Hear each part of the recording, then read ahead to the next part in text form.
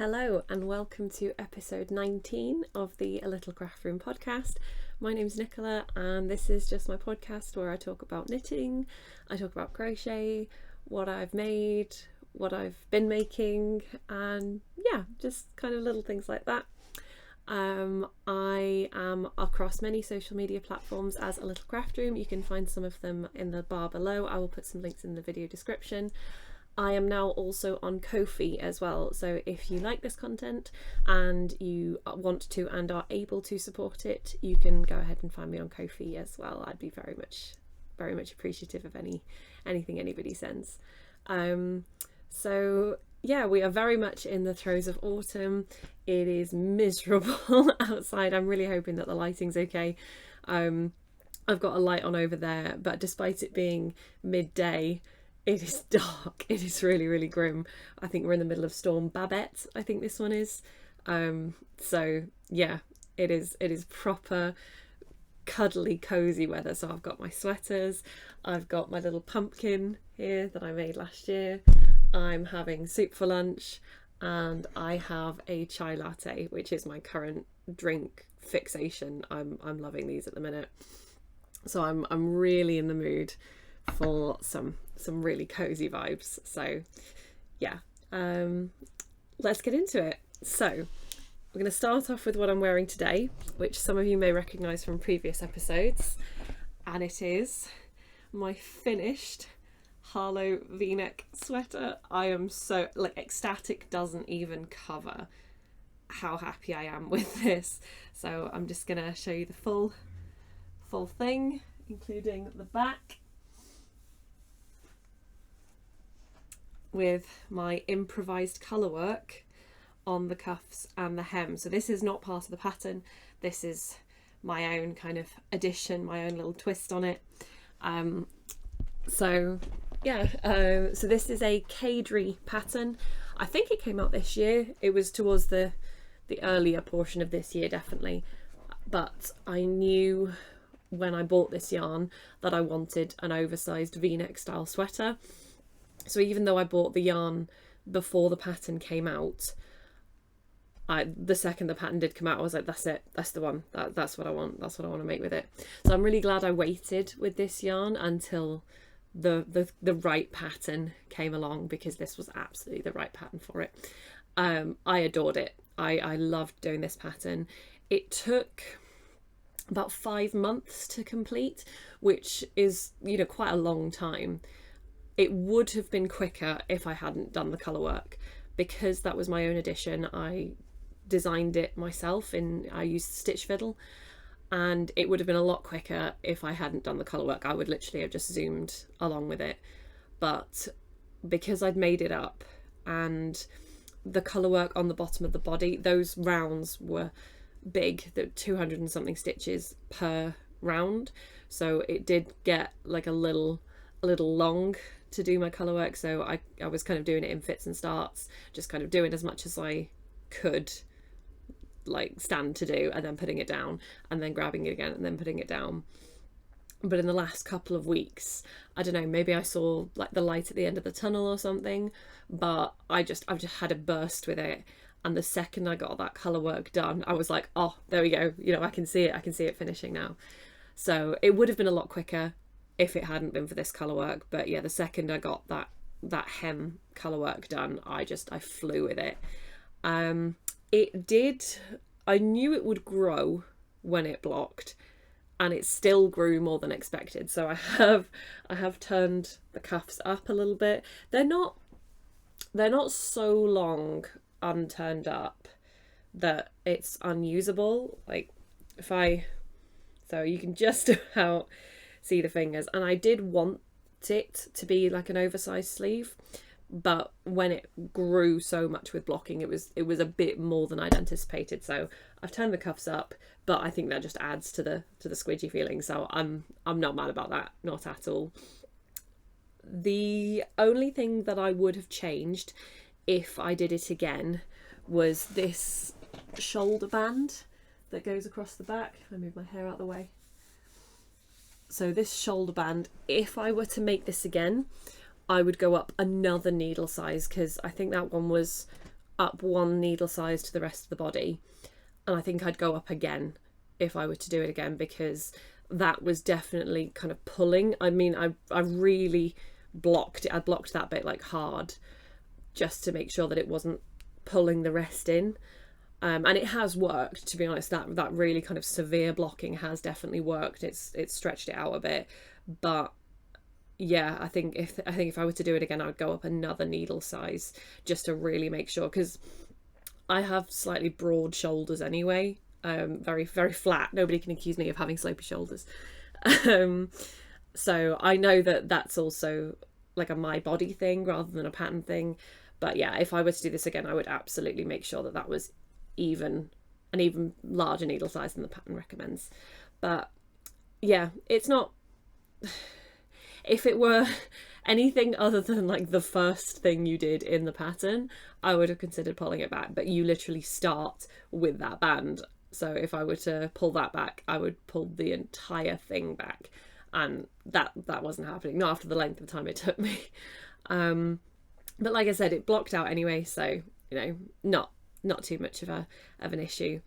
There were a couple of other adjustments I made, nothing too major. I decided not to go down a needle size for the cuffs and the hem. I really wanted it to be a little loose around the cuffs and the hem. I wanted that kind of wrap it up and snuggle up in it kind of feeling. I didn't want too much cinching in, which it doesn't have in the pattern. Like in the photos, I did look to check how pulled in the cuffs were, and they weren't very pulled in. And you may remember from previous episodes, I did one cuff in the same needle size, and I did one cuff where I'd gone down a needle size, and I waited until I finished the rest of the body before I decided which one I was going to pull back, whether I was going to pull back and go down or pull back and go up. And thankfully I had a bit of yarn left over. I must have put it somewhere. Oh yeah, I had like that much yarn left over, so I had enough to go up, and I'm glad I did, because I really like these loose sleeves. A lot of sweaters have kind of cinched in sleeves, so I wanted something a little bit different. So I pulled back and went up the needle size, and very happy with that. I also did it a bit longer than the pattern suggested, not too much longer, but I did want that long slouchy kind of look. And also with the split hem, I went even longer on the back. So the pattern does say that the back is going to be longer, but I went like even longer than that because I really wanted to highlight that difference. So yeah, I am over the moon with this sweater. It is exactly how I wanted it to be. In fact, it's kind of better, because I had this image in my head of how it was going to turn out, and I was very worried that it would not turn out like I wanted it to. And it did, so I am ecstatic. I'm so happy with this. It is made using the Camel's yarn. It is a DK weight yarn. It's a merino yarn, and it is, the main colour is Dawn Haze, and then this darker brown is Pine Cone.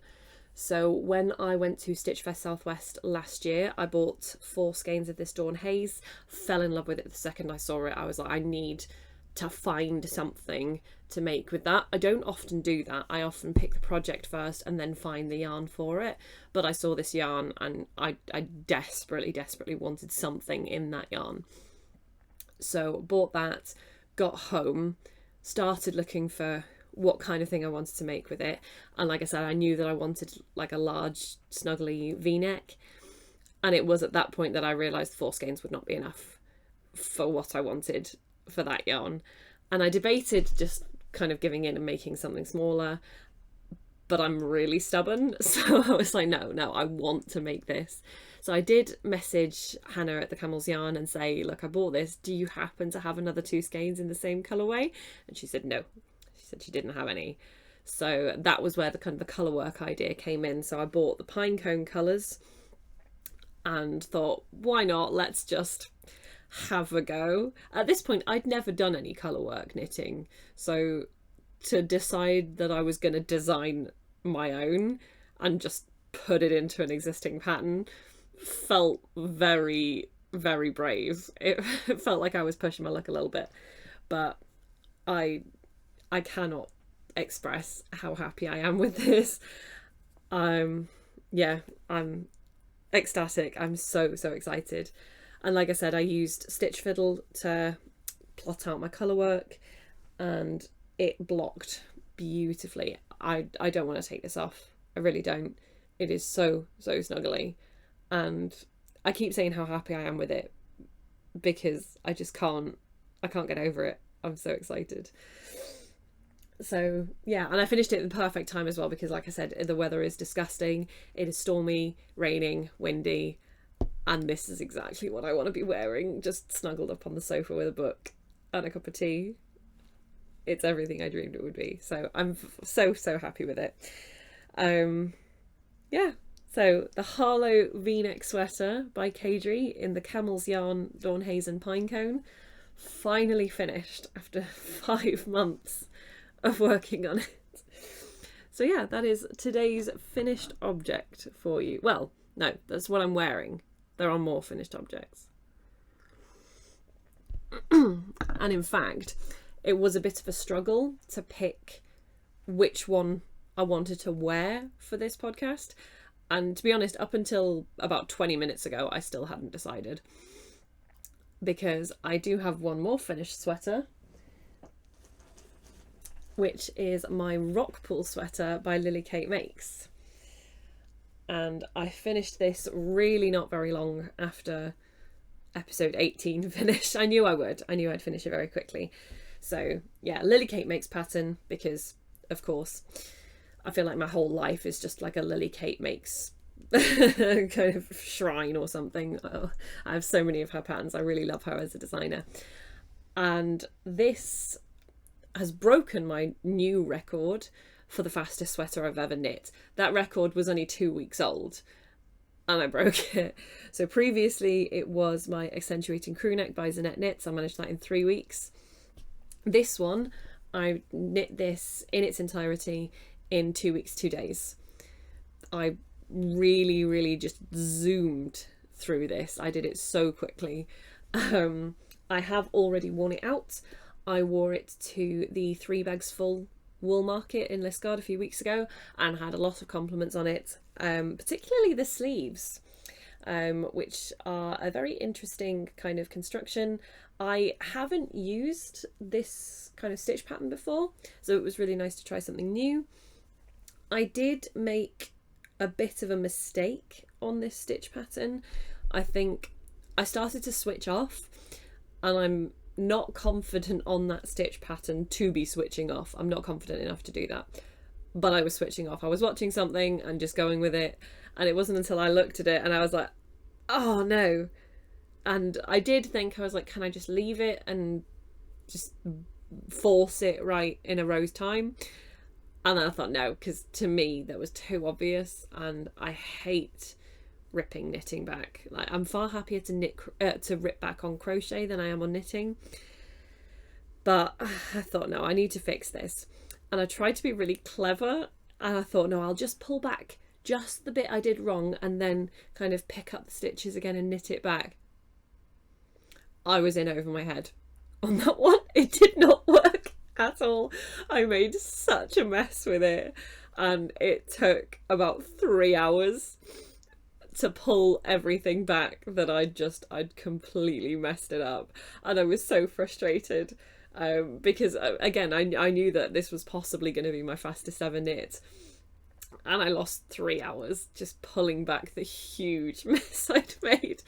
So I think I got ahead of myself there, bit too overly confident with my abilities there. If it's just stockinette stitch, I can just pull back the bit I've done wrong and then fix it up. But I think because this one was a new stitch to me, hadn't done it before, yeah, it didn't work. It did not work at all. But yes, I'm very happy with this. I love the kind of the shaping. I love the fact that it kind of comes in towards the waist. I think that's a really flattering aspect of the pattern. But I think my favourite detail, I'm going to try and show this, you can just about see that kind of detail just above the hem. It looks like crochet, but it isn't, and I just think it's really nice. I think it's a lovely, neat transition from the body into the ribbing, and I love that. I think it's a genius way of transitioning. So I think that's definitely got to be my favourite detail, because I've not done that technique before. So when it came up to the pattern, it was like, oh, that's cool. So yeah, I really liked that.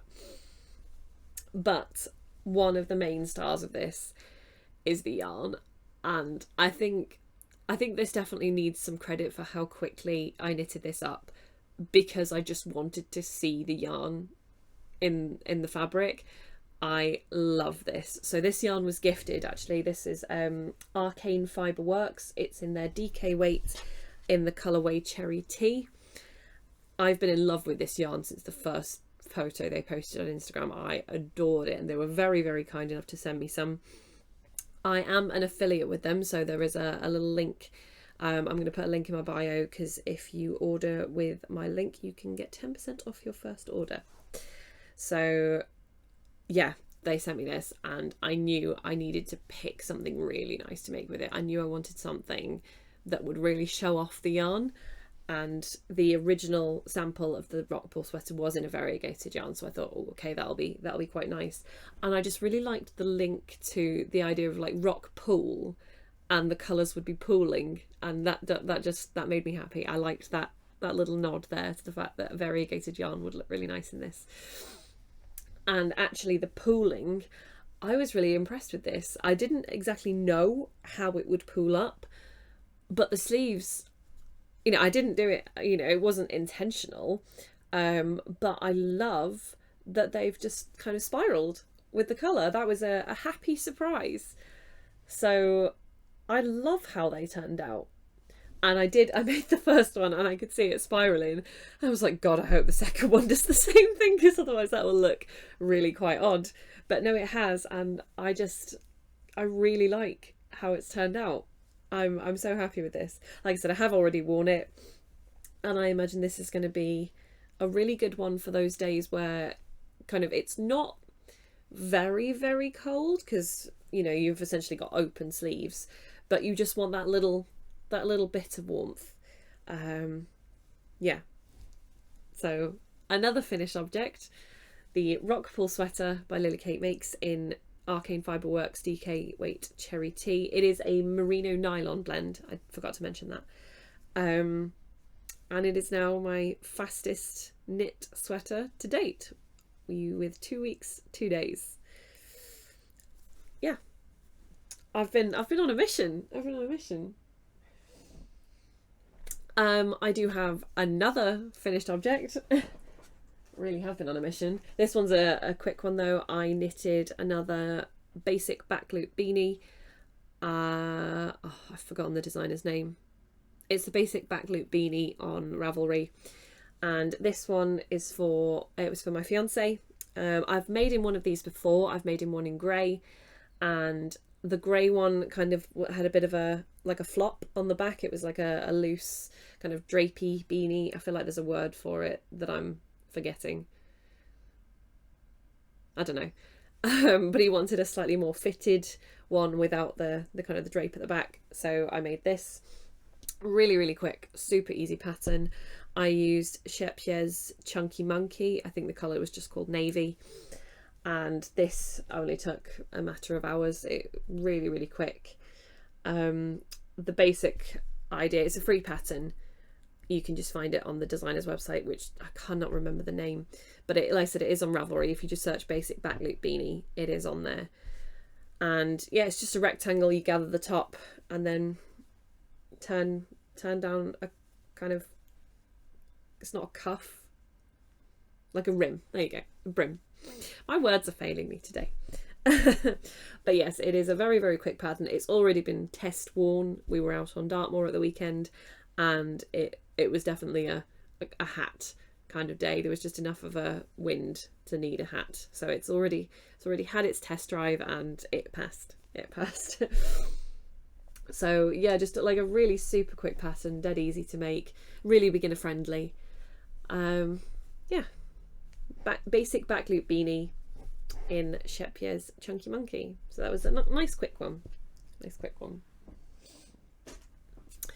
So on to my whips. So with the fact that I've finished 2 like major projects, so this one, like I said, was a 5-month one. I consider sweaters to be like big projects. I kind of had almost like a lull the last couple of days where I haven't done a huge amount of making because I feel like I need to pick a new big project to do. So yesterday I kind of made a decision. I do have like a couple of smaller things on the go as well, but I have decided I've started another portal square because it's about the right time of year to be starting another portal square. So when I say started, I really mean just started. I've only really done the very, very beginning, but this one is going to be the kind of the man in the water. I'll pop a picture up. So yeah, this is going to be the man kind of in the water. I think it's like electrified water from the little squiggles. Like I said, I should know because I've played these games now. I think it's electrified water. But yes, I've just started the bottom, so it goes from bottom up.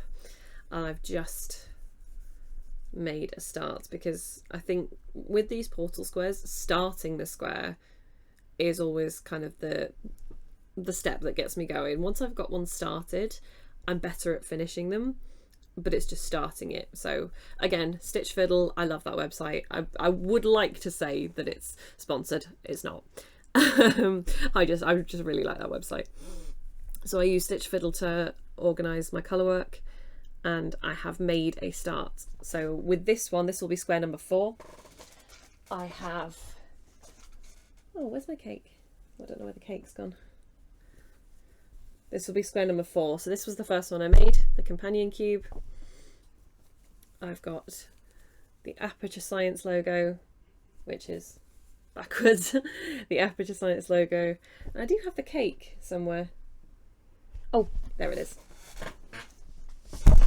With the ends that need weaving in. There we go, the cake. So those are the 3 squares I've finished, and this will be the 4th. One of the reasons I chose this one to work on next is that gives me the bottom line complete. And at the minute I am taking anything I can to spur me on into finishing this blanket. So I will have finished the bottom row when I do this man. And I'm hoping to get it done at least by the end of the year, if not before. So it's in its very early stages, but it is started. It is started.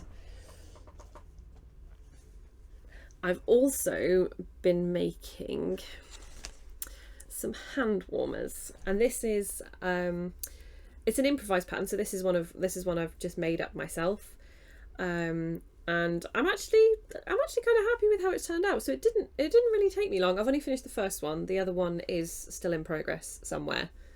I'm about that far on the other one. It's bottom up construction. I'm about that far up, but I'm actually kind of happy with how this has turned out. So pop it on and show you. There we go. So I think it works quite nicely. So this is in the same stitch pattern as my Senara design. So I've got the Senara cowl and the Senara scarf. They're free patterns available on my Ravelry. And this is in the same kind of stitch pattern. It's in the same style. So it is likely going to be the Senara Handwarmers pattern. It is made using Shepye's Stone Washed in Boulder Opal, which is the brown, and then just that little contrast white. It's not quite white, it's like beige. That is Axonite. And yeah, these were just really quick. I just really fancied making some. They're a gift for somebody, and yeah, I'm quite happy with them. So I'm probably going to release this as a pattern because, like I said, it was actually really quick. So I've just kind of kept some notes with what I've done, and I will likely release this as a pattern soon. Yeah, so it's like a really quick one. There's not really, I don't really feel like there's that much I can say about it. I did make, oh no, I've ripped that one back. I made one kind of test one where I didn't do like a specific thumb region and I just left a gap. But I don't know, I always find that when you've got like a massive gap, that part of your thumb kind of feels like overly exposed. So I ripped it back and decided again with those increases that just gives you that little thumb shaping, and I'm so much happier with that because I feel like it covers more. I feel like it's more secure. It just doesn't feel like a great big gaping hole. But yeah, no, I'm actually quite happy with it. So I don't imagine this will take me long to release as a pattern, because like I said, it's a really quick make. I do need to, like I said, finish the second one, and then yeah, I'll type up a quick pattern and get that one released really soon. So yeah, just a really quick hand warmer pattern that I just kind of knocked out in the last week, and I kind of ummed and ahed about whether to add the contrast, but ultimately I don't feel like I do that enough in my patterns, is add kind of just finishing details. So I'm really happy with the fact that I chose to add that little contrast on the rims. So probably the Senara Handwarmers coming soon. I also intend to get back to my teddy task. So if you've been watching the podcast for at least a year, probably at this point, or at least if you've watched the ones from a year ago, I inherited some unfinished projects from a friend of mine whose mum was an avid crocheter who passed away, and I was asked to finish some of the projects, and they've been on the back burner a little bit just because this year's been so crazy busy, but I fully intend to keep going with them. So this one was the last one I decided to do. I was rolling a dice to see which one I made next, and this was the next one on my list. It is rustling. It is already in various stages of completion, and it is an elephant. So I believe I have the body here. I believe that's the body. A leg. I think I only have the one. Yeah, I've only got the one. So I will need another 3 legs. I'm guessing head with trunk and an ear. Yeah, just the one ear. So I definitely still have some bits to add to this. So the other legs need making, the other ear needs making. It does say, she was very organised with her patterns, honestly, she's far better than I am. So there's a little sticky note in there that says elephant. It tells me that she used a 5mm hook, and it says Mabel and Co pattern. Now I did inherit some patterns with this yarn. I couldn't find an elephant one, so I am gonna do a bit of a Google and see if I can find that. Hopefully it's a free one, and I might just have another look through that pattern pile just to check that I haven't missed it. But yeah, this one shouldn't take too long to finish. So this is another one on my very, very soon to-do list. I intend to get this finished pretty soon. She hasn't added the eyes to this head is the only issue, and it has been sewn up.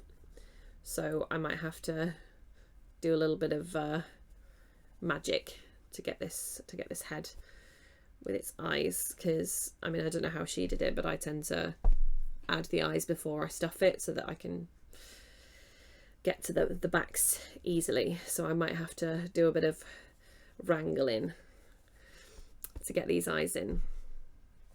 But yes, I do intend to make some progress on this in the very near future so that I can continue with my teddy task, and then we will roll the dice to see which one I do next. But yeah, I do want to get a start on these because yeah, like I've been asked to do them, and I mean, you know, my friend was very patient because like I said, this year has been a bit crazy, but you know, I don't want to ask for any more patience, you know, I don't want to ask for too much. So I'm going to make a start, or continue, I should say, on my teddy task. Get that all fastened. And I think I'm probably being a bit generous calling this a whip. It's barely started, but I have done my swatch, and this is going to be my next garment project. Get the fluff off it. So I am about to start the Ribblesdale vest by Lily Kate Makes again. I've had this one in my queue for some time now, pretty much since the day she released it. And this one was actually, so when I went into 2023, I had like a resolution list, but for patterns. I had 4 patterns that I definitely wanted to complete in 2023. The first one was a second Lawrence and sweater. I'd already done one Lawrence and sweater and I wanted to do a second. I completed that in March, I think, February, March time. I wanted to learn colour work and do that with the dark water sweater, and I finished that. No, I think that one was in March. I think either end of March, beginning of April. So I finished the dark water sweater, and I have 2 more that I haven't done. One was the Ribblesdale vest, and the other was the Easy Stripe cardigan by Siv Kristen Olsen, I believe. So the Ribblesdale vest, the only reason I hadn't got started on this one sooner was because it involves brioche stitch, which wasn't one I'd done before. So a couple of weeks ago I went over to my mum's because she had never done brioche stitch either, and we sat down and we learned how to do brioche stitch together. So we decided, in fact I think I might have I have my little practice my little practice swatch. So that was my first attempt at brioche. I was really chuffed with that. I thought that was quite neat. But yeah, it turns out it wasn't as difficult as I made it out to be in my head, which is the story of my life, really. But yes, I did my swatch yesterday in brioche. It's blocked. I've met gauge, so I imagine today or tomorrow I will be casting on this brioche Ribblesdale vest pattern, which I'm so excited to do because, like I said, I've had this one in my queue for ages and I keep coming up with outfits that I want to wear with it and then being like, damn, if only I'd made it already. So yes, I'm very excited to have this finished. I don't have the buttons for it. I will need to buy some buttons. I might get those at Stitchfest if I find any that call to me. But I am using the recommended yarn for this, which is Lily Kate Makes' own yarn. It is Axis, and very excited to use it as well, because yeah, I like using the recommended yarn. And this is, oh, I forget the composition. Grab one of the skeins. It is 90% merino and 10% Suri alpaca, and this is the shade Lagrangian, which I forget exactly what it is, but I know that it's an astrophysics term, and the science teacher in me just loves that because that's her thing. She has a degree in, I think it's astrophysics, but yeah, I love that. That's nerdy as hell, and I'm so here for it. So I am making it in her recommended yarn. It's really nice to work with, and I can tell it is going to be warm. And I mean, I get the impression in my very limited experience with it that brioche is going to be a warm fabric because you use a lot of yarn per stitch. So I get the impression it is going to be a lovely cozy like waistcoat style garment, and I'm very excited about it. So yeah, my first ever brioche project. I'm going to start it, like I said, in the next couple of days, and I'm going to be very, very careful with it because, like the Rockpool sweater, this is not a stitch that I'm familiar with, and I already know that if I go wrong with this, I'm not going to be able to fix it. So I'm going to be very, very careful. I'm going to read the pattern very carefully before I start, because I do not want to be pulling back, because I reckon if I have to pull back on this, I'm going to have to pull back a lot, and I don't want to do that. So I'm going to be very, very, very careful with the Ribblesdale vest. But I'm super excited. I'm so excited to get this finished. And yeah, very happy to be using the recommended yarn as well. I've had this in my stash since I decided which yarn to make the vest in, so it's been sat there for a while, and yeah, just happy to be using it. I'm very happy with a lot of my projects recently. I keep talking about how, you know, everything I make is, you know, it's turned out really, really well, and I'm just so happy with it. And isn't that nice? That's giving me the nice cozy feelings that everything's, oh, knitting wise, everything's turning out the way I want it to. Yeah, not necessarily going to say that for the rest of my life, but at least the knitting is working out. So, the only kind of final thing, I don't have any acquisitions. I've been very, very good. I'm trying to save money at the minute. So the final thing I wanted to mention on this podcast is my Lily Beret pattern. It is coming out. So it's Thursday filming this, so it'll likely, by the time this podcast goes out on YouTube, it will probably be released. I am so excited to get this one out into the world. Testing's gone really well. I'm loving the pictures that my testers have sent through, and I can't wait for this to get out there. And I know that some people have already told me that they're going to make it, so I'm so excited to see other Lily Berets out in the world, and yeah, kind of expand my Lily collection, which I did realise I don't think I'd ever gone into the inspiration behind the Lily collection before. So I do have the Lily bag, which was the first design I made with that kind of flower motif on it, and I thought I would talk about it because I haven't talked about it yet. So the inspiration for that, particularly that central kind of bit, it comes from a doodle that I used to do. Now, I was one of those people where if somebody gave me a piece of paper and said, you know, just doodle on that, I would just sit there and I'd be like, but what do I draw? Like, I've got no idea. Like, how do you just doodle? Like, that was just a really alien concept to me, and I wanted to, you know, I'd see people doing this like really cool fun doodles, and I would just sit there and be like, but I don't know what to do.